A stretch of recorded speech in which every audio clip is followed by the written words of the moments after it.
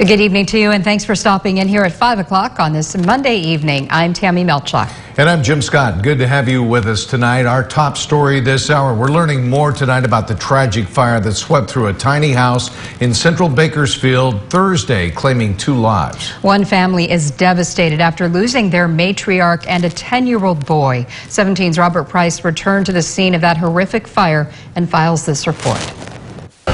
4 days after the fire that killed the grandmother and the grandson, members of the Meda family are left literally picking up the pieces. He'd been gone for 30 minutes, tops. Rupert Meda had driven to a home improvement store to buy parts for his sprinkler system. He returned to find this. Oh my God! His tiny house on 32nd Street engulfed in flames. His wife of 40 years, Rosemary, still inside. But not just Rosemary, their 10-year-old grandson, Nathan, as well. Grandmother and grandson perished together. Now, along with the grief and every other emotion that comes with sudden, unforeseen tragedy, is this. Why? How? The Medas are waiting for the Bakersfield Fire Department to complete its investigation. But in the meantime, they've picked up some clues from neighbors.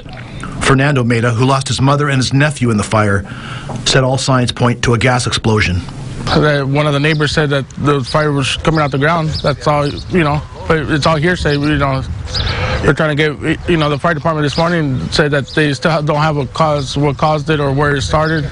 They're still investigating. Meda said his 58-year-old mother used a wheelchair and was bedridden, having undergone knee replacement surgery on both legs, and after re-injuring herself had been scheduled to have a third knee replacement Monday.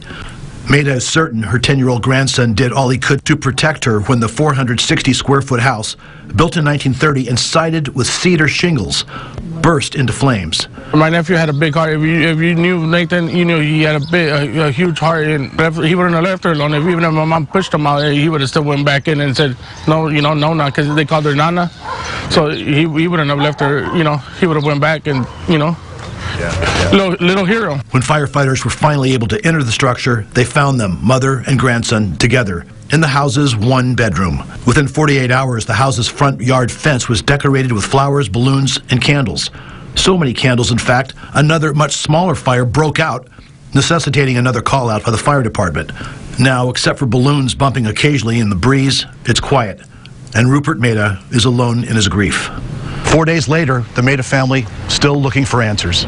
On 32nd Street, Robert Price, 17 News.